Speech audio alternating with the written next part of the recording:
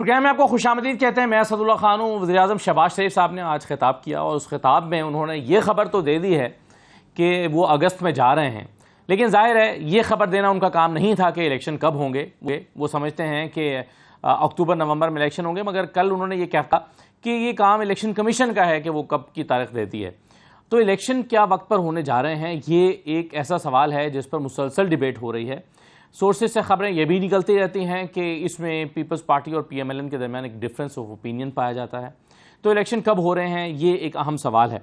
फिर इसके साथ साथ जुड़े कुछ और सवाल भी हैं, मसलन ये कि नून लीग का वज़ीर-ए-आज़म का उम्मीदवार कौन होगा। बहुत सारे लोग जानने में इंटरेस्टेड हैं कि मरियम साहबा उम्मीदवार हैं वज़ीर-ए-आज़म की, या शहबाज शरीफ हैं, या PMLN में से कोई और है। और ये भी कि क्या नवाज शरीफ साहब अमली सियासत में वापस आ सकेंगे। फिर क्या तहरीक इंसाफ अगले सेटअप का हिस्सा होगी या अगले इंतखाबात में बतौर जमात हिस्सा ले रही होगी। और फिर आज जो IMF के प्रोग्राम के हवाले से वज़ीर-ए-आज़म ने इस पर अपना इजहार ख्याल भी किया। उन्होंने कहा कि ये कोई बहुत खुशी की बात नहीं है या बहुत कोई खीर या हलवा नहीं है, बल्कि ये एक बहुत ही मुश्किल प्रोग्राम है जिसमें हम उतरे हैं। तो IMF के प्रोग्राम के आने से इससे ब्रीदिंग स्पेस मिली है या मुश्किलात में कुछ कमी वाक़ होगी। तो इन तमाम चीज़ों पर आज के प्रोग्राम में हम गुफ्तगू करेंगे पाकिस्तान के फेमस और बहुत सीनियर जर्नलिस्ट और एंकर पर्सनस के साथ। मेरे साथ आरफा नूर साहिबा मौजूद हैं, सीनियर तज्ज़ियाकार हैं। बहुत शुक्रिया आरफा नूर साहिबा। ज़ुनैरा अज़हर साहिबा हमारे साथ मौजूद हैं, आप भी सीनियर तज्ज़ियाकार हैं। और मुजाहिद बरेलवी साहब हमें ज्वाइन कर रहे हैं। मैं आप सबको खुशामदीद कहूँगा। आज जो वज़ीर-ए-आज़म साहब ने कहा, सुन लीजिए, अगस्त में वो कह रहे हैं कि हम हुकूमत छोड़ के निगरान हुकूमत के सेटअप के हवाले कर देंगे। सुनिए उन्होंने क्या कहा है।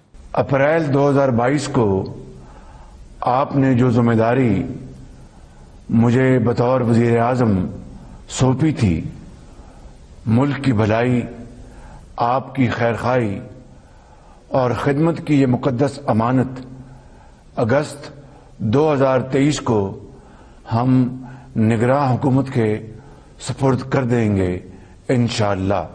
डेट नहीं बताई वज़ीर-ए-आज़म ने, क्योंकि पीपल्स पार्टी कह रही है कि 8 तारीख को असम्बलियाँ तोड़ी जाएं। चहमगोइयाँ हैं कि 14 से 2 दिन पहले 12 या 11 को तोड़ दी जाएंगी असम्बलियाँ, ताकि इलेक्शन 60 के बजाय 90 दिन में हों। लेकिन वज़ीर-ए-आज़म ने सिर्फ इतना कहने पर इत्तफाक किया कि अगस्त में हम चले जाएंगे और निगरान हुकूमत के सुपुर्द कर देंगे। Arfa Noor Sahiba, is that a news for you? जी, पाकिस्तान में पिछले साल से बहुत सी ऐसी चीज़ें हमारे लिए ख़बरें थीं, तो डेफिनेटली ख़बर है, ख़ास तौर पे क्योंकि 2 जो असेंबलियां थीं खैबर पख्तूनख्वा की और पंजाब की, वो साल के शुरू में डिज़ोल्व हो गई थीं, मगर इलेक्शंस वहाँ नहीं हुए। अभी तक निगरान हुकूमतें बैठी हुई हैं। तो जब एक ये वाक़या हो जाए, जिसको हम अंग्रेज़ी में कहते हैं प्रेसिडेंट सेट हो गया, तो उसके बाद ऑब्वियसली बहुत सी कयासराई थी कि हुकूमत वक्त पे घर जाएगी या जो कॉन्स्टिट्यूशन में पावर्स हैं उसको इस्तेमाल करके पार्लियामेंट की मुद्दत बढ़ाई जाएगी। खुद वुज़रा कुछ इस तरह की गुफ्तगू भी करते रहे। तो बिल्कुल ख़बर है, जब डेफिनेटली वज़ीर-ए-आज़म मुल्क के कह रहे हैं कि हमारी हुकूमत इस तारीख को ख़त्म हो जाएगी, हम घर चले जाएंगे, जब क़यासर आई थी तो बिल्कुल ख़बर थी। और जाहिर है जब ख़ास तौर पर JUI तो ये चाहती थी कि असम्बलियों की मुद्दत 1 साल तक के लिए बढ़ा दी जाए, तो फिर कुछ लोगों के खदशात थे, तो मेरा ख्याल उन्हीं खदशात का खात्मा करने के लिए आज प्राइम मिनिस्टर ने ज़रूरी समझा है। ज़ुनैरा अज़हर साहिबा, ये इस बात पर तो इत्तफाक हो गया है कि अगस्त में अब जा रहे हैं, लेकिन क्या आपके ख्याल में तारीख पर इत्तफाक नहीं हो पा रहा? क्योंकि पीपल्स पार्टी चाहती है 8 तारीख को असम्बलियाँ तोड़ दें। आपको असम्बली 2-4 दिन पहले टूटती हुई नज़र आ रही है या अपनी मुद्दत पूरी करके तहलील होती हुई नज़र आ रही है? Thank you Asad. देखिए, जिस फरमा बरदारी के साथ इस कोalition गवर्नमेंट ने एक दूसरे के साथ कोऑपरेट किया है, और अगर इसी पार्टी ने आगे भी जारी रहना है, तो लगता तो ये है कि ये बैठ के आपस में कुछ ना कुछ तय कर लेंगे अगले कुछ दिनों में। और अगर एक और पर्सपेक्टिव बीच में ऐड करें, तो जो 3 किस्तों में स्टैंड बाय एग्रीमेंट हमें जो IMF से मिला है और उसकी जो टाइम फ्रेम्स हैं, एक मिल गई है ट्रांच की हमें किस्त, एक मिलेगी नवंबर में और एक फेब में। तो आइडियली सोचा समझा ये जा रहा है या डिस्कस ये हो रहा है कि IMF ने भी ये इसी अंडरस्टैंडिंग के साथ दी है कि एक ट्रांच इस वक्त की गवर्नमेंट को मिल जाए उसके बाद एक केयर टेकर सेटअप को मिल जाए और फिर जो एक नई गवर्नमेंट आएगी उसको मिल जाए। ये तो एक आइडियल सी सिचुएशन लगती है अगर इसको मैं देखूं तो। बट देन अगेन पाकिस्तान में तो कुछ भी हो सकता है। कॉन्स्टिट्यूशन में कुछ लिखा हुआ था कुछ इस तरह का कि 60 दिन में या 90 दिन में इलेक्शन कराने हैं, तो हमने ये दलीलें भी सुनी कि ये नहीं लिखा कि अगर ना कराए तो क्या होगा। और नतीजा ये है कि आज भी 2 केयरटेकर सेटअप्स ऐसे बैठे हुए हैं जिनकी लीगली कोई हैसियत नहीं है, उनके पास कोई कॉन्स्टिट्यूशनल कवर नहीं है। तो अब ये सारे पावर शेयरिंग फार्मूलाज हैं और उसमें से कौन सा फॉर्मूला अग्री कर जाते हैं उस पे सारे ये उस पे डिपेंड करेगा।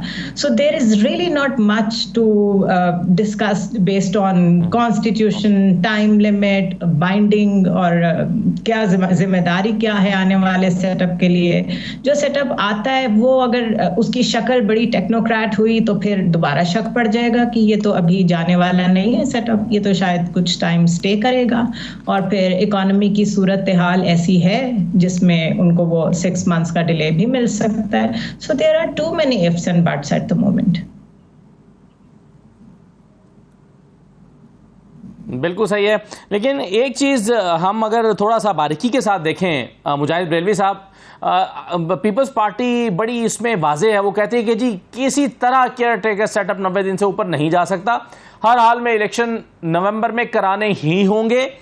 लेकिन जो वज़ीर-ए-आज़म ने कल कहा, उन्होंने कहा कि जी हम चले जाएंगे, उसके बाद इलेक्शन कब होते हैं ये निगरान हुकूमत का या इलेक्शन कमीशन का इनफैक्ट काम है, तो इलेक्शन कमीशन ने डेट देनी है और करनी है। आपको क्या पीपल्स पार्टी इस मामले में बहुत स्ट्रिक्ट और पीएमएलएन थोड़ी सी फ्लैक्सिबल दिखाई दे रही है? देखिए, एक तो आपका इलेक्शन कमीशन जितना आज़ाद है वो तो आपने देख लिया कि मई के इलेक्शन के हवाले से, यानी 2 दिन पहले तक वो ये कह रहे थे कि इंतखाबी निशान तक दे दिए गए थे, सीटें भी हो गई थी। मैं ज़िमनी इलेक्शन मई की बात कर रहा हूँ।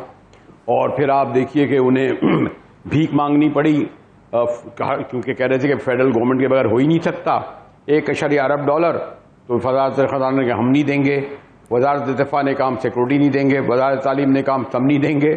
तो इलेक्शन कमीशन ना और बहरहाल साफ नज़र आ रहा था कि क्योंकि हुकूमती इत्तेहादी कह रहे थे कि एक ही दिन इलेक्शन होंगे, तो ये तो आपके इलेक्शन कमीशन का हाल है।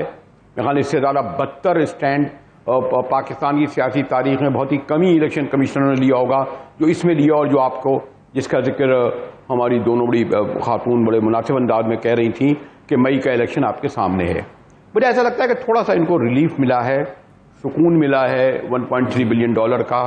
इनडायरेक्टली सऊदी अरब, इमारात और चाइना ने कुछ इनका हौसला भी बढ़ाया है कि वो माली तौर पर इतना मुस्तहकम कर दें कि साल 2 साल निकाल लें।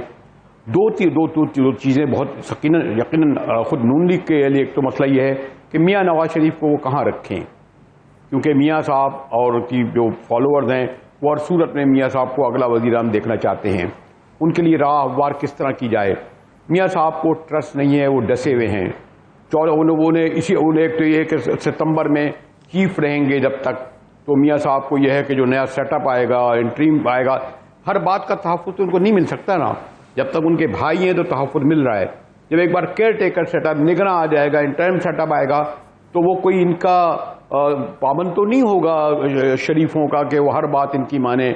मियाँ साहब आ जाएं तो उनको बेल भी मिल जाए, घर भी चले जाएं, इलेक्शन भी लड़ें। बहुत सी हर्डल्स हैं और आपको इल्म ही है कि नून लीग का मतलब है अभी तक बड़े मियाँ साहब को, कि मेरे ख्याल में छोटे मियाँ साहब ने अच्छे तरीके से चीज़ों को सेटल किया है। फिर पीपल्स पार्टी का भी इलेक्शन के मरहले में नहीं गए। मौलाना नाराज केपी में आपने सूरत हाल देखा कि खुलकर लोग आ गए, एएनपी वाले। आजकल हमारे खुल के पीपल्स पार्टी वाले आ गए कि अगला वज़ीर-ए-आज़म बिलावल भुट्टो जरदारी होंगे। भाई कैसे होंगे? पंजाब में तो आपकी एक नशिस्त भी नहीं थी, अब वो मैनेज कर रहे हैं। बलूचिस्तान में उन्होंने इधर काफ़ी मैनेज किया या क्या, लेकिन बहुत सारी अभी तक जैसे इन्होंने कहा इफ और बट हैं। लेकिन एक और फैक्टर क्या कोई फॉर्मूला आप पहले एक मिनट में एक लाइन में पहले से कोई फॉर्मूला बना हुआ है वज़ीर-ए-आज़म के लिए? बात कह दूं कि जी एक लाइन में, लेकिन एक और फैक्टर आप इग्नोर करते हैं, और यकीनन ये दोनों बड़ी सीनियर क्योंकि जर्नलिस्ट भी हैं, कि ये गैर मामूली बात है पिछले 20 साल में एक सियासी जमात के लीडर जो है उसके बारे में नहीं पता कि वो इलेक्शन में हिस्सा लेगा या नहीं, वो जमात कालदम होगी ऐसे जैसे कि नहीं। उनकी 37 खवातीन, मामूली बात नहीं है, गर्मियां हैं, आप ये पूछें खवातीन, 37 खवातीन 2 महीने से डटी हुई हैं जेलों में, 650 सियासी कारकुन जेलों में, मतलब ये कि 6,500 खानदान, 6.5 लाख के करीब लोग। इस फैक्टर को आप बिल्कुल इग्नोर नहीं करें, ये इतनी इस बात की इत्मीनान की सांस नहीं लें कि आज ये जो आवाजें नहीं आ रही हैं, जब इलेक्शन का पेंडोरा बॉक्स खुलेगा, केयर टेकर सेपरेटर उनके पास होगा, तो ना इनके पंजाब का निगरान वज़ीर आला, ना उनका आईजी, ना उनकी फोर्सेज, ना एजेंसियां इनके पास होंगी कि जो उनके हाथ पार इसी तरह हाथ पैर बांधे रहें, ना ये इस तरह अदालतों को कंट्रोल कर सकेंगे, ना बाहर के फैक्टर को कम कर सकेंगे। जी असद, सही है ब्रह्मी साहब, ये बिल्कुल सही है। ये तहरीक इंसाफ क्या अगले इलेक्शन का हिस्सा होगी या नहीं, इस पर मैं अलग से भी बात करना चाहता हूं, लेकिन आपकी गुफ्तगू से जो मेरा सवाल एक पैदा मेरे जहन में हुआ था वो ये कि आपके ख्याल में क्या कोई ऐसा फॉर्मूला पीपल्स पार्टी और नून लीग के दरमियान पहले से मौजूद था कि इस मरतबा शहबाज शरीफ साहब हम आपको सपोर्ट कर रहे हैं और अगली मरतबा 2022 में फिर आप हमें हम सपोर्ट कर दीजिएगा बिलावल के लिए? क्या कोई फॉर्मूला ऐसा कोई बनाया गया था पहले से, जिस पर अभी डिबेट सी हो रही है जो हमें सोर्सेज से पता चलती रहती है? लेकिन वो जो बारियां लग रही थी ना 2018 और 13 की, वो तो नाकाम हो गई ना। अब मैं ठीक है 2018 के फ्रेश इलेक्शन नहीं थे, 25 सीटें या बेसाखियां को दी गई, तहरीक इंसाफ को दी गई, लेकिन एक पॉपुलर अपोजिशन मौजूद है, वो खामोश पावर घर बैठी हुई है या जेलों में बैठी हुई है या जिसको पाबंद कर दिया गया है। ये आप कैसे कहते हैं कि जब इलेक्शन का पेंडोरा खुलेगा, जब इलेक्शन के जलसे होंगे तो ये सब घर बैठे रहेंगे? आपने पंजाब के ज़िमनी इलेक्शन नहीं देखे 25 के, उसका क्या रिजल्ट आया?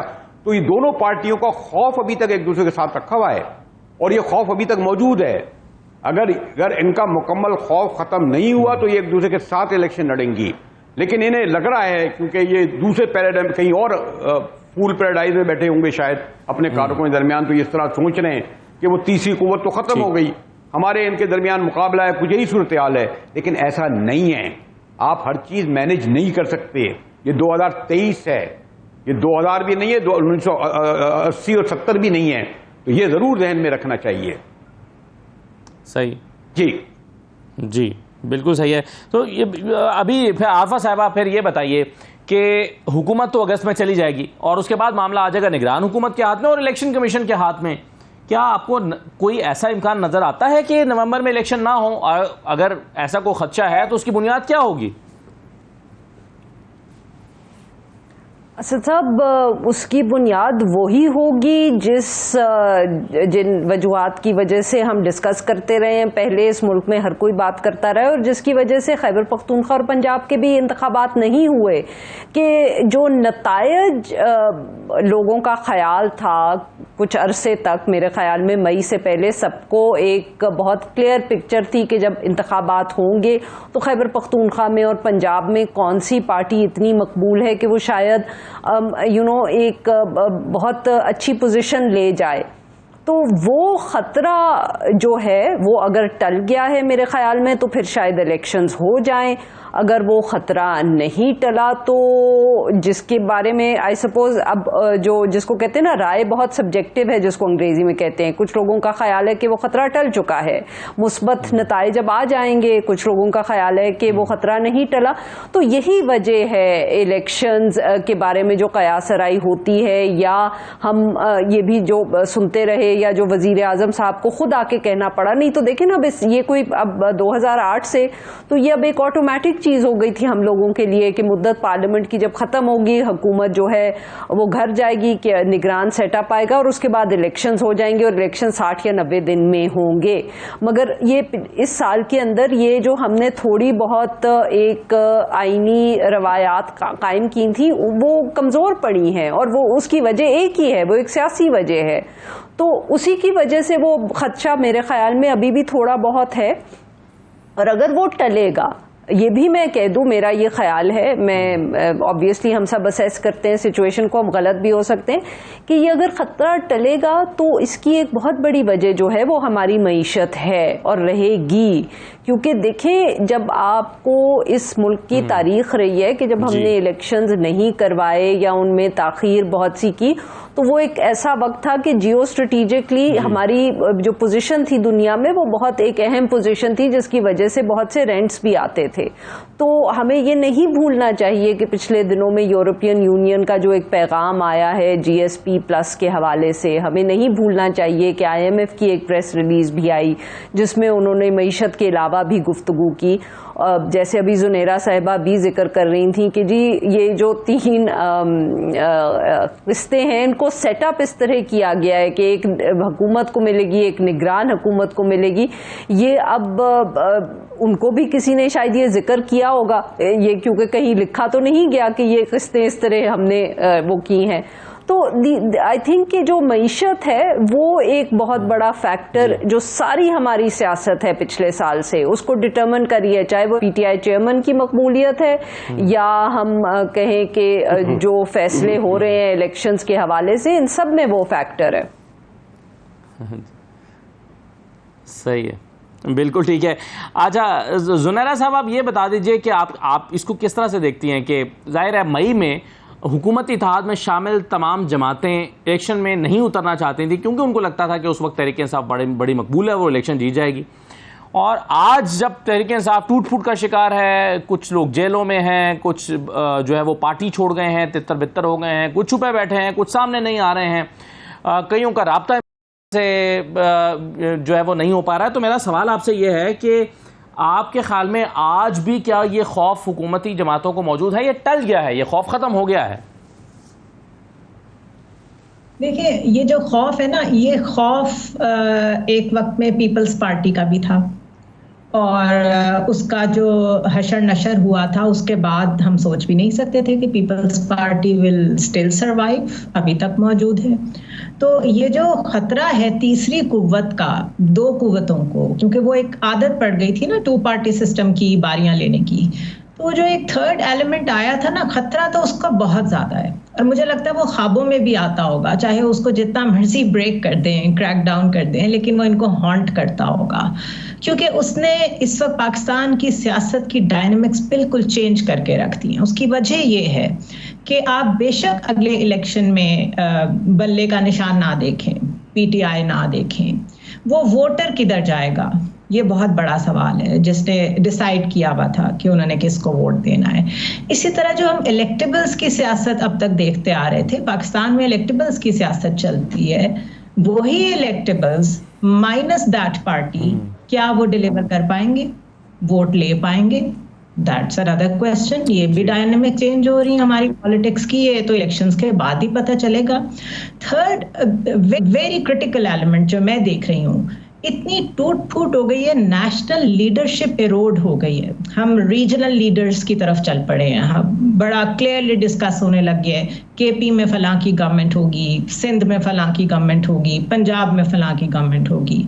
और अब मुझे ये लगता है कि वो जो एक कॉम्बिनेशन होता था कि सेंटर में और पंजाब में जो रूल कर जाता था वो प्रिवेल कर जाता था, अब वो सिचुएशन नहीं होगी। अब पंजाब में भी कोई एक बड़ी पार्टी हुकूमत बना पाए करंट सिनारियो में मुझे बहुत मुश्किल लगता है। तो अगर पंजाब में भी आपकी कोएलिशन गवर्नमेंट्स आना शुरू हो गई, सेंटर में भी कोएलिशन गवर्नमेंट्स आना शुरू हो गई, तो आपकी पॉलिटिकल लैंडस्केप किधर जा रहा है, इस पे कोई बात नहीं कर रहा।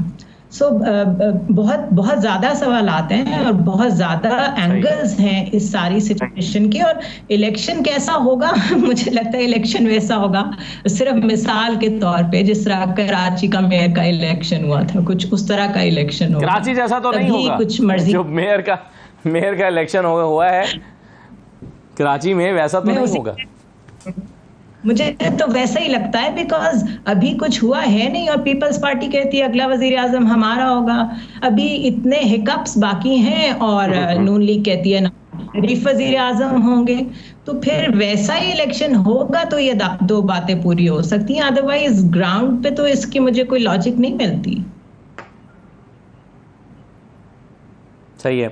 अच्छा बरेलवी साहब, ये नून लीग के बीच में क्या चल रहा है? नून लीग के अंदर क्या वज़ीर आज़म का उम्मीदवार अभी तक तय नहीं हो पाया और उसके लिए इख्तलाफ मौजूद है? क्या अभी भी ये डिबेट है कि वज़ीर आज़म अगर नवाज शरीफ खुद आ जाते हैं तो शायद ये तो इस पर तो मेरा ख्याल है कि कोई इख्तलाफ शायद ना हो पार्टी को, लेकिन उसके बाद फिर क्या दो धड़े हैं? शहबाज शरीफ वज़ीर आज़म होंगे, उम्मीदवार होंगे, या मरीम नवाज़ वज़ीर आज़म की उम्मीदवार होंगी? क्या इसमें नून लीग के अंदर जो है वो चल क्या रहा है आपके ख्याल में?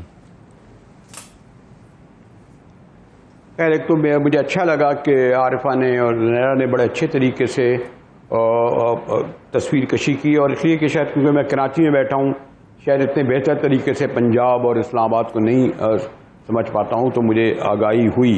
और जिस खौफ का मैंने जिक्र किया था, गालिबन कमोबेश उन्होंने बात की कि मामला दो चार का नहीं है। हम नून लीग के बीच में या अंदर क्या चल रहा है, एक बात आपको ज़रूर मैं बता दूँ, और ये मैं हमेशा कहता हूँ, और ये बहुत अरसे से, कि शरीफ ख़ानदान के माली मफादात एक दूसरे से इतने जुड़े हुए हैं कि कभी हमजा, मरियम, शहबाज, सुलेमान, नवाज डालते जाएं, ये कभी एक दूसरे के खिलाफ नहीं होंगे, ये तकसीम नहीं होंगे। एक तो बार आप ये बिल्कुल क्लियर रख लें। मैं काफ़ी एक तवील अरसे से जब लोग कह रहे थे नून में से शीन निकल जाएगी, ये निकली, मतलब खाली उनका पॉलिटिकल नहीं है, जैसे आप देख रहे हैं चौधरी शुजात और चौधरी परवेज़ का, इनके माली मफादात बहुत गहरे हैं, और उसकी मैं डिटेल में नहीं जाऊंगा। फैसला लेकिन मियाँ साहब की आज जितनी ताख़ीर हो रही है, उतनी चीज़ें उनके हाथ से अब निकल गई हैं। शहबाज साहब ने बहुत तेज़ी से जो है एडमिनिस्ट्रेशन को और वो जो दीगर पॉलिटिकल जो एलिमेंट था उसको अपने करीब बहुत हद तक कर लिया है, कायल कर लिया है। मियाँ साहब अपने चेहरे मोहरे से, अपनी बॉडी लैंग्वेज से एक थके हुए, मैं हारे हुए लफ्ज़ इस्तेमाल नहीं करूँगा, बंदे नज़र आते हैं। और इस वक्त जो तेज़ रफ्तार पॉलिटिक्स है, जिसमें आप एक और बात जो गालिबन हमारे पास वक्त नहीं है, वो बाहर का फैक्टर है। आपने शायद अभी 2 दिन पहले हमारे मुख्तार अंग्रेजी अखबार ने लिखा कि जो टीटीपी थी उसने 13 एडमिनिस्ट्रेटिव सेक्टर जो हैं आपके नॉन पश्तून एरिया में भी खोल लिए हैं, जिनमें उन्होंने मकरान और जोब का भी जिक्र किया था। और आप देखें कि उन्होंने 6 घंटे तक कब्जा रखा। आप ये पूरी ये जो सऊदी अरब और ये जो इमारात, ये जो वैसे एक बार दोबारा आपकी तरफ बढ़ रहा है, वो इस खतरे को हमसे ज़्यादा देख रहा है। माशी मसला इतना बड़ा नहीं होता, लेकिन लॉ एंड ऑर्डर का वो भी इतना खौफनाक कि बराह रास्त 125% हमले बलूचिस्तान में बढ़े हैं पिछले 6 माह में, आपके इसी तरीके से केपी में। तो ये कोई मामूली बात नहीं है कि जब हमारे पास ये खबरें आएँ इसको आप लोग नज़रअंदाज कर देते हैं। ये हमारे नहीं, उन लोगों के जो हमारे असल रूलर हैं, जो हमें फीड कर रहे हैं, उनके जहन में ज़रूर हैं। और सबसे ज़्यादा परेशानी उनको है, शायद वो समझ, इसलिए शायद उन्होंने चेयरमैन कह लें उनको, उनके मुतबादिल के तौर पर एक्सेप्ट करने के लिए छोटे शरीफ का हाथ पकड़ा है। लेकिन उन्हें देख IMF वालों को जमा पार्क जाना पड़ा, और बाहर वालों को भी वहाँ जाना पड़ेगा। उनको कोशिश कर रहे हैं कि उन्हें ब्रॉडर उसमें कन्विंस करें, लेकिन मामला अभी सुलझे नहीं, उलझे हुए हैं। जी मामला बहुत उलझे में। चलिए एक छोटा सा ब्रेक ले लेते हैं, ब्रेक के बाद वापस आते हैं। तो नवाज शरीफ साहब अमली सियासत में वापस आ रहे हैं, वो सितंबर का शायद इंतज़ार कर रहे हैं कि सितंबर आएगा, हालात बदलेंगे, क्योंकि जावेद लतीफ़ साहब ने कल एक बयान दिया, उन्होंने कहा कि मौजूदा काजी की मौजूदगी में क्या नवाज शरीफ को इंसाफ मिल सकता है, यानी उन्होंने नाउमीदी का इजहार किया। तो क्या फिर वो सितंबर का इंतज़ार कर रहे हैं, और सितंबर के बाद क्या नवाज शरीफ के लिए हालात बिल्कुल तब्दील हो जाएंगे? क्या वो वापस आकर अमली सियासत में हिस्सा ले रहे हैं, और क्या उनके तमाम कानूनी रुकावटें दूर हो जाएंगी? ब्रेक के बाद वापस आकर इस पर भी बात करते हैं, हमारे साथ रहिए।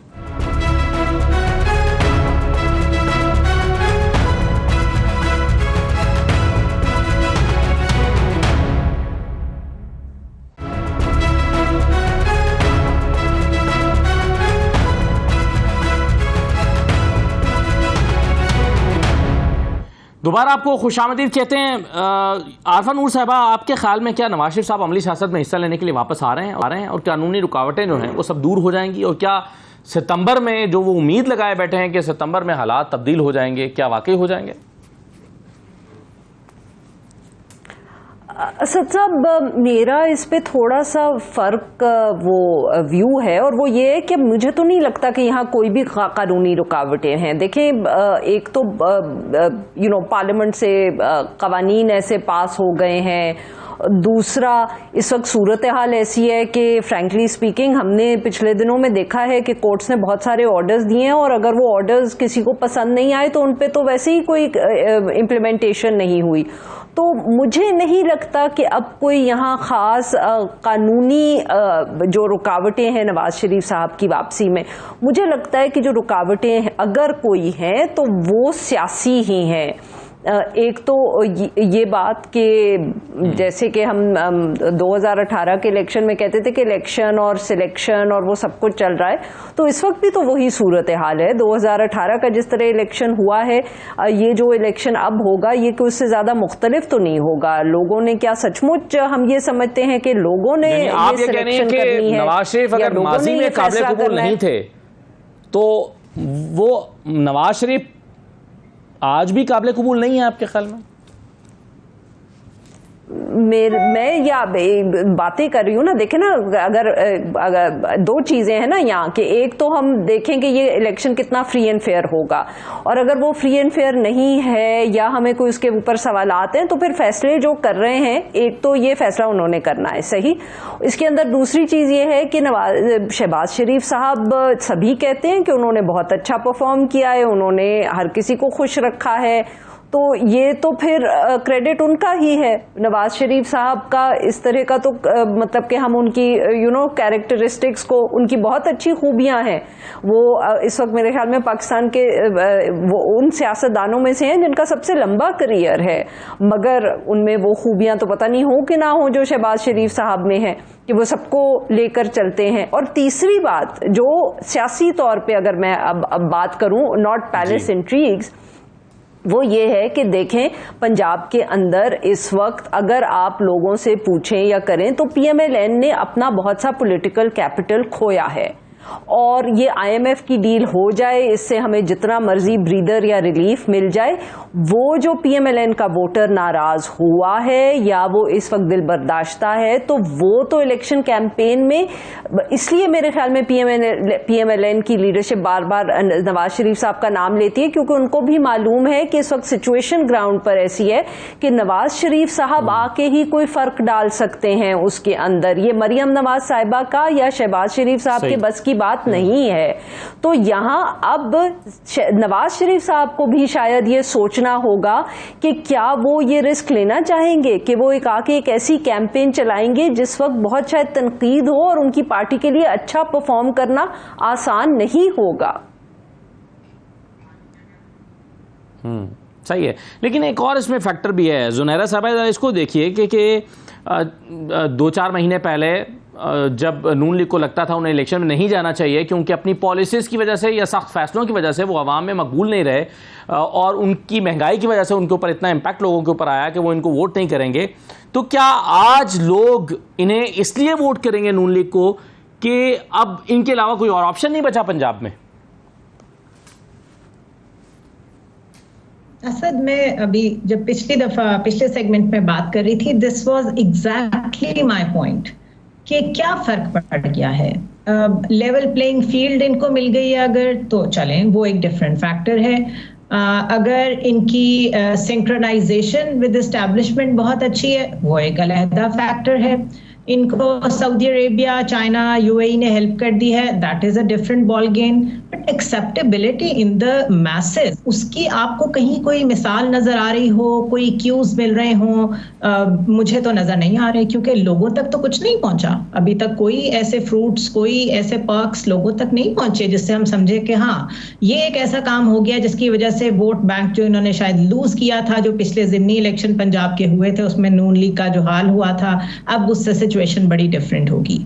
ऐसा नहीं है। इनके पास नैरेटिव भी नहीं है। नैरेटिव सिवाय इनके आपको कुछ सुनने को नहीं मिलेगा। नंबर 1, नवाज शरीफ के साथ ज्यादती हुई। नंबर 2, चेयरमैन PTI ने मुल्क का बेड़ा गर्क कर दिया। नहीं, एक और नैरेटिव है ना आजकल के, हमने वो आज प्राइम मिनिस्टर ने कहा कि हमने वो जो माइंस बिछाई गई थी मुआशी तौर पर, वो माइंस हमने साफ कर दी हैं और हमने मुल्क को मुआशी तबाही से बचा लिया है और सक्सेस की तरफ लेकर जा रहे हैं। और ये नवाज शरीफ के विजन की वजह से पाकिस्तान एक मुआशी तरक्की के रास्ते पर गामजन हो गया है। ये एक नैरेटिव है शायद जिसको वो लेकर चल रहे हैं।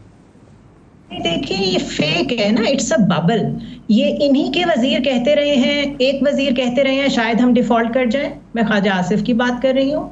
इन्हीं के वजीर कहते रहे हैं कि अल्लाह ताला ने बनाया और अल्लाह ताला ही बचाएगा, पाकिस्तान को डिफॉल्ट नहीं होने देंगे, हमें तो IMF की भी जरूरत नहीं है।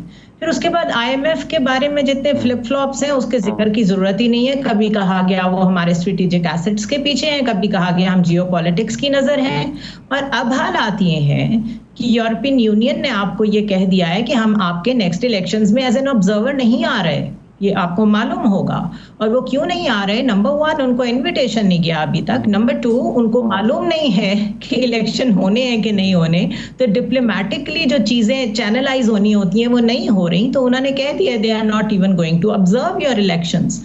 तो ये तो रादर क्वेश्चन मार्क्स रेज हो रहे हैं आपके ऊपर कि अब मुख्तलिफ जगहों से आवाजें ऐसी सुनाई दे रही हैं। तो मुझे कोई कॉन्क्रीट नैरेटिव मुस्लिम लीग नून के पास भी नजर नहीं आता। और जो बिलावल साहब कहते थे, पीपल्स पार्टी कहती थी हम मुल्क को आइसोलेशन से निकाल रहे हैं, उनका क्या रोल था उस IMF की डील में, वो भी नहीं नजर आया। रादर डिप्लोमेटिकली इतने फूपाज हुए हैं कि वो उसका भी जवाब नहीं दे पा रहे हैं। नैरेटिव किसी के पास नहीं सही है। लेकिन मसला ये है ना कि देख जुनैरा साहब, आप मसला ये ना कि अगर देखें, अगर क्वेश्चन मार्क्स रेज हो रहे हैं, इलेक्शन की शफाफियत पर होना शुरू हो गए हैं, ऑब्जर्वर्स नहीं है जी, इलेक्शन अच्छे नहीं हुए, शफाफ नहीं हुए, सवालात उठ गए हैं, तो क्या फ़र्क पड़ जाता है इससे? देखिए ना, अब यहाँ कराची में बलदियाती इंतखाबात हुए, जिस तरह हुए वो सबको पता है। उसके बाद मेयर भी बन गया, 30 बंदे गायब हो गए, मेयर बन गया, एक जिसकी अक्सरियत नहीं थी उसने मेयर बना लिया। क्या फ़र्क, सबको पता है क्या हुआ, लेकिन क्या फ़र्क पड़ता है इससे?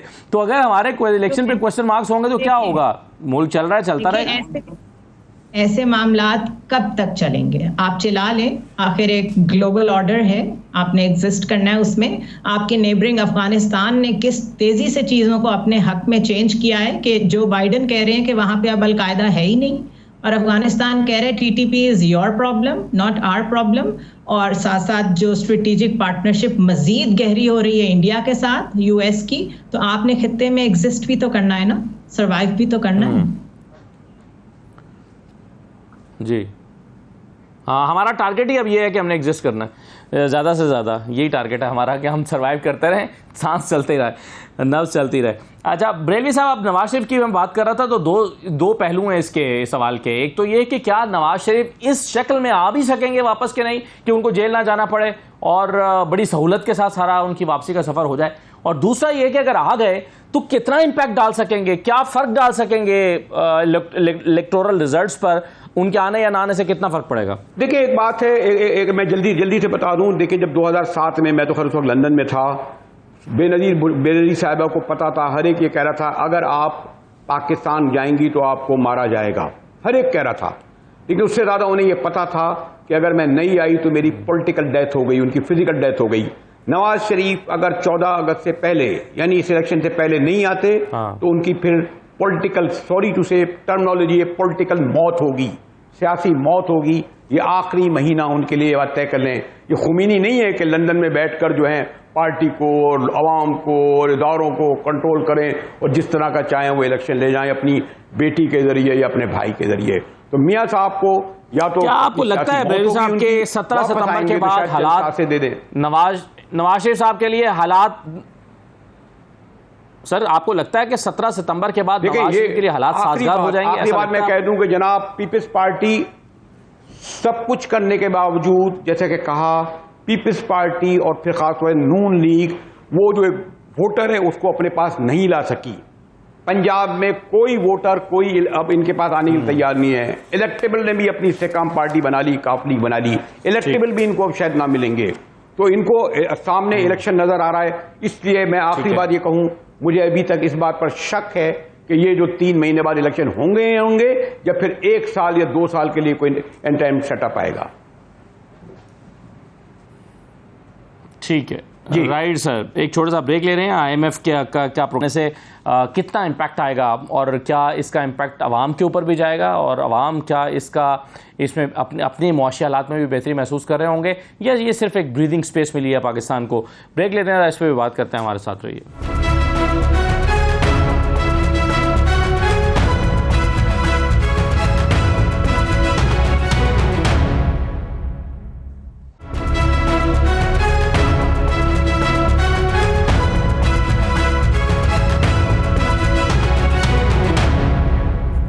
दोबारा खुशामदीद कहते हैं। आज प्राइम मिनिस्टर ने कहा है कि IMF का प्रोग्राम कोई खीर नहीं है, ये बड़ा मुश्किल प्रोग्राम है, बड़ी मुश्किल चीज़ है। सुनिए क्या कहा है शहबाज शरीफ साहब ने। हमें IMF के पास जाने की जरूरत न पड़ती, किस तरह IMF की हमने उनकी मिन्नतें की हैं और किस तरह उनकी शराइत हमने मानी है। कल बहरहाल रात को उनका बोर्ड बैठा, उन्होंने पाकिस्तान का जो प्रोग्राम अप्रूव कर दिया।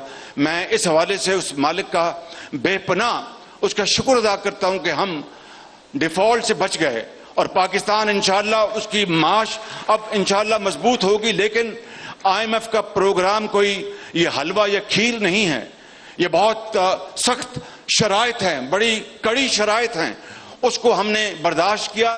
अच्छा आरफा साहबा, अब एक मामला तो ये है कि वो कह रहे हैं पाकिस्तान की मुआश अब मजबूत होगी, तो क्या इस IMF प्रोग्राम की वजह से कोई ऐसी बुनियाद पड़ गई है पाकिस्तान की मुआशी सूरत हाल में या पॉलिसीज़ में कि जिसकी बुनियाद पर हमारी मुआश मजबूत हो जाएगी?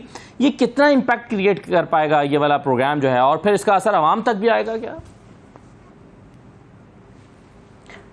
असद साहब देखिए, बिल्कुल कुछ भी मेरे ख्याल में लॉन्ग टर्म नहीं हुआ। ये ब्रीदिंग स्पेस ही है और ये ब्रीदिंग स्पेस ही रहेगी, क्योंकि ना तो पिछली 2 हुकूमतों ने कोई रिफॉर्म किया, कोई रिस्ट्रक्चरिंग की, और ना इस प्रोग्राम में अब गुंजाइश है। ये तो 9 महीने का प्रोग्राम है, इसके अंदर ये यूं ही चलेगा जिस तरह इस वक्त तक चलता रहा है, विच इज़ के वो जिसको अब आप कह रहे थे ना कि अब हम सर्वाइवल पे ही रह गए हैं कि पेट्रोल की कीमत बढ़ा दो, बिजली की कीमत बढ़ा दो, एक्सचेंज रेट को देख लो, यही कुछ होगा 9 महीने में। रिस्ट्रक्चरिंग के लिए तो आपको वक्त चाहिए होता है, तो वो तो वक्त अब हमने गुजार दिया है। अब या तो वो रिस्ट्रक्चरिंग जैसे कि कहा जा रहा है कि इलेक्शंस के बाद जो नई हुकूमत आएगी तो वो करेगी, अभी तो ये यूं ही चलेगा, इससे कोई ज़्यादा फर्क नहीं पड़ेगा। हाँ ऑब्वियसली अगर हम डिफ़ॉल्ट करते तो बहुत ज़्यादा तकलीफ होती हमें, वो डिफ़ॉल्ट हमने नहीं किया, मगर अवाम को ये समझाना कि अगर हम डिफ़ॉल्ट करते तो उनकी ज़िंदगी बहुत ज़्यादा मुश्किल होती और आज वो इतनी मुश्किल नहीं है, ये अब वो उस पर यकीन करें या ना करें, ये अब इलेक्शंस के अंदर जो हुकूमती जमातें हैं ये उनको कन्विंस करना पड़ेगा लोगों को। बट मेरा नहीं ख्याल कि इससे कोई ब्रीदिंग स्पेस जो है उससे कोई बहुत आसानी होगी आपकी, मेरी या किसी और की जिंदगी में, और ना ही कोई ये लॉन्ग टर्म हल है। और ये एज ए नैरेटिव कितना आपको पॉपुलर होता हुआ नजर आएगा? क्योंकि हम सोशल मीडिया पर देख रहे हैं PMLN की टीम जो है, अब जैसे ब्लूमबर्ग ने अगर ये कहा कि पाकिस्तान की मुश्किलात में कमी वाक़ हुई है, तो उस पर PMLN के सोशल मीडिया ने उस पर पूरी कैंपेन की है और ये चलाया है कि ये रोशनी का सफ़र नवाज शरीफ की वजह से शुरू हुआ है और अब हम मुश्किलात से निकल गए हैं। तो ये नैरेटिव जो है वो वोटर को कितना कायल कर पाएगा वोट डालने के लिए?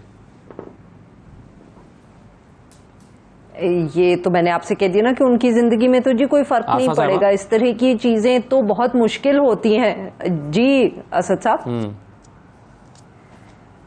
जी जी। तो मैंने कहा ना कि इस किस्म की चीजें तो to sell to the people बहुत मुश्किल होती है, क्योंकि उनकी जिंदगी में तो कोई बेहतरी नहीं आएगी अभी, बल्कि मेरे ख्याल में जो IMF की एक शर्त है और वो वही है कि आप डॉलर और रुपये की जो पैरिटी है उसको मार्केट के ऊपर छोड़ दें, उसको बिल्कुल मैनिपुलेट करने की कोशिश ना करें। अगर उससे फिर कहीं रुपए की कीमत में फ़र्क पड़ जाता है, डॉलर ज़्यादा महंगा हो जाता है, तो फिर इन्फ्लेशन उससे होगी। सो मेरा नहीं ख्याल कि लोगों को ये तो जब पाकिस्तान तहरीक इंसाफ की हुकूमत थी तो जिस तरह वो बाई इलेक्शंस हार रहे थे तब उनकी भी कमजोरी जो थी वो इन्फ्लेशन थी, और इस हुकूमत की कमजोरी भी इन्फ्लेशन रहेगी। It's going to be very hard to sell this to the people of Pakistan, जो भी पार्टी पावर में हो। जी जुनैर साहब, आपके ख्याल में ये IMF प्रोग्राम जिस पर मुबारकबादें दी जा रही हैं, आज प्राइम मिनिस्टर को कहना पड़ा कि ये कोई खीर हलवा नहीं है, ये बड़ा मुश्किल एक चीज़ है, लेकिन ये कि बेहतरी के आसार पैदा हो गए हैं, किस तरह से आप उसको देख रहे हैं? पाकिस्तान PMLN को कितना फेवर करेगा ये? देखिए, ये वही IMF का प्रोग्राम है जो जब किसी और गवर्नमेंट को मिले तो आप IMF के आगे झुक गए हैं, आपने मुल्क बेच दिया है। जब आपको मिले तो आपने बड़ा पोटेंशियल अनलॉक कर दिया और आपने बड़ी ज़बरदस्त नेगोशिएशंस की और 3 मीटिंग्स और 3 टेलीफोन कॉल्स शहबाज शरीफ की काफ़ी थी और MD IMF जो है वो फौरन कन्विंस हो गई। ये कहानियाँ मैं और आप, हम पढ़े लिखे लोग डिस्कस भी करते होंगे, बिलीव भी करते होंगे, नहीं भी करते होंगे, लेकिन जो एक आम इंसान है उसको तो ये पता है कि पेट्रोल महंगा हो रहा है, बिजली महंगी हो रही है, पेंशन्स रोक रहे हैं ये लोगों। आपको शायद मालूम होगा इन्होंने लोगों के अकाउंट्स ब्लॉक कर दिए, पेंशन्स के अकाउंट्स ब्लॉक कर दिए इन्होंने। इस वक्त टीचर्स सड़कों पे हैं, नर्सेज, हर कोई, यू नेम इट, कौन सा सेक्टर है जो प्रॉब्लम में नहीं है। कभी ये सेहत कार्ड बंद करते हैं, कभी ये कुछ बंद करते हैं, यानी यू नेम इट के कोई सहूलत बाकी रहने दी है इन्होंने आम आदमी के लिए। तो आम आदमी IMF और ग्लोबल पॉलिटिक्स से इंस्पायर होके तो वोट डाल के नहीं जाएगा ना। और अनफॉर्चुनेटली जो बहुत बड़ा चंक है वो ना पढ़े लिखे लोगों का है, ना वो ऐसे लोगों का है जो जियोपॉलिटिक्स में इंटरेस्ट रखते हो। It's the kitchen that decides everything. बिल्कुल सही है। और उनको अगर महंगाई ने इम्पैक्ट किया है तो वो बिल्कुल सही है, वो आसानी से नहीं मानेंगे। बलवीर साहब, आपका कमेंट इस पर क्या है? आखिरी जुमला मैं ये कहूँगा कि जो उन्होंने कहा कि हलवा और खीर जो है वो नहीं है, तो भाई हलवा और खीर ही तो आप खा रहे हैं। अभी आपने इस मुश्किल हालात में भी 6-6 करोड़ रुपया अपने उन MNAs को दिया है, 105 अरब रुपए दिए हैं। क्या वो ये नहीं पूछेंगे कि ऐवान सदर का खर्च जो है 110 करोड़ रुपए है, ऐवान वजीर आजम का खर्च 105 करोड़ है, चारों गवर्नर हाउस और चारों सुदूर का जो उनका कर्ज है पता नहीं कितने अरब रुपए है। फिर आपके अभी वो तो बिल पास नहीं भी हुआ तो आपके सेनेट और इनके पट्स कितने हैं, इनकी गाड़ियां कितनी हैं, इनके जहाज कितने हैं। ये बेवकूफ़ समझते हैं लोगों को। जब ये चलते हैं तो 6 पजेरो चलती हैं, 12 गाड़ियां करती हैं, सारी जिंदगी के लिए इन्होंने ऐशो इज्जत करें। ये क्या आप समझते हैं क्या? वो तो मैं समझता हूँ IMF ने बिल्कुल पॉलिटिकल वजह से इनको सिर्फ रिलीफ दिया है। सियासी बुनियाद पर अमेरिका चाहता था, जो हम कहते थे वाशिंगटन डिक्टेट करता है। एक बार मेरा तो एक ज़ाती राय है, बहुत ही हो सकता है गलत हूँ, ये पॉलिटिकल रिलीफ इन्हें मिला है कि ये मैनेज कर सकें, वरना ये इस लायक नहीं थे। आज आपने पढ़ा नहीं, कराची रोशनियों का शहर उन 5 शहरों में शामिल है जो दुनिया के बदतरीन शहरों में शुमार होता है इनका। हम लोग उनके साथ खड़े हैं, दमास्कस के और नाइजीरिया के, है ना जी। इस कराची के शहर का यह हाल है। 2019 में 140 में 137 में थे, 170 में 169 में खड़े हुए हैं। कहां गया पैसा? ये तो मैंने कहा पॉलिटिकल जो है IMF का पैकेज है, इनको सिर्फ जिंदा करने के लिए। जी हाँ, बहुत सारे सवाल हैं जो लोग बिल्कुल सही है पूछेंगे। जी राइट सर, बहुत शुक्रिया मुजाहिद बरेलवी साहब, जुनैर आरफा नूर साहब प्रोग्राम में शिरकत करने का बहुत शुक्रिया। मैं आखिर में आपके साथ ज़रा कुछ पॉइंट शेयर करना चाहता हूँ। इंतखाबी इस्लाहात पर बहुत बात हो रही है और इस पर जो पार्लिमानी कमेटी बनाई गई है उन्होंने कुछ तजावीज़ मुरतब की हैं। अपेरेंटली ये बड़ी अच्छी तजावीज़ लग रही हैं, लेकिन देखिए कि इसकी अप्रूवल और इस पर अमल दरामद का क्या होता है। ये कुछ तजावीज़ मैं आपके सामने रखता हूँ। देखें, कहा गया है कि कौमी और सूबाई उम्मीदवार के लिए इंतखाबी अखराजात बढ़ाए जाएँ। एक तो तजवीज़ ये है, कौमी असम्बली उम्मीदवार के लिए इंतखाबी अखराजात 40 लाख से 1 करोड़, जबकि सूबाई असम्बली उम्मीदवार के लिए 20 से 40 लाख रुपए करने की तजवीज़ है। अखराजात तो पहले भी ज़्यादा हो रहे थे, लेकिन अब वो चाहते हैं कि ऑफिशियली इसको बढ़ा दिया जाए। फिर कुछ तजावीज़ बहुत अच्छी भी हैं, मसलन पोलिंग स्टेशन के हर बूथ पर CCTV कैमरे लगाने की तजवीज़ है। कहा गया है कि नताइज की तकमील के लिए प्रिजाइडिंग ऑफिसर को वक्त का पाबंद किया जाए। एक तजवीज़ ये भी दी गई है कि पोलिंग एजेंट्स को कैमरे वाले फ़ोन साथ ले जाने की इजाज़त दी जाए और उम्मीदवार कीमत की अदायगी करके किसी भी पोलिंग स्टेशन की वीडियो हासिल कर सकेगा। ये भी जो है वो इसमें तजवीज़ सामने आई है। एक पार्लिमानी कमेटी में एक तजवीज़ ये भी दी गई है कि धांधली में मुलव्वस इंतखाबी अमले की सज़ा 6 माह से बढ़ाकर 3 साल कर दी जाए। नताइज मुरतब करने में ताख़ीर पर प्रिजाइडिंग ऑफिसर से जवाब तलबी की तजवीज़ भी सामने आई है। एक तजवीज़ ये भी है कि प्रिजाइडिंग ऑफिसर को तेज़ तरीन इंटरनेट और स्मार्टफोन दिया जाए। फिर एक तजवीज़ ये भी दी गई है कि प्रिजाइडिंग ऑफिसर दस्तखत शुदा नतीजे की तस्वीर रिटर्निंग ऑफिसर को भेजेगा। पोलिंग स्टाफ की हतमी फहरिस्त इलेक्शन कमीशन की वेबसाइट पर अपलोड करने की भी तजवीज़ ज़ेर गौर है। उम्मीदवार 10 रोज़ के अंदर हल्के में पोलिंग अमले की तैनाती चैलेंज कर सकेगा। ये भी तजवीज़ इस पार्लिमानी कमेटी की तरफ से दी गई है, और ये भी कि हर पोलिंग स्टेशन के बाहर वोटर की मुकम्मल फहरिस्त आवेज़ा की जाएगी। तो ये तजावीज़ कुछ दी गई हैं, इसमें से कई तजावीज़ बहुत अच्छी भी हैं। अब देखिए कि इस पर अमल दरामद किस तरह से होता है और क्या अमली ग्राउंड पर भी इस पर कोई अमल दरामद होता है या नहीं होता। इजाज़त दीजिए, अल्लाह हाफ़िज़।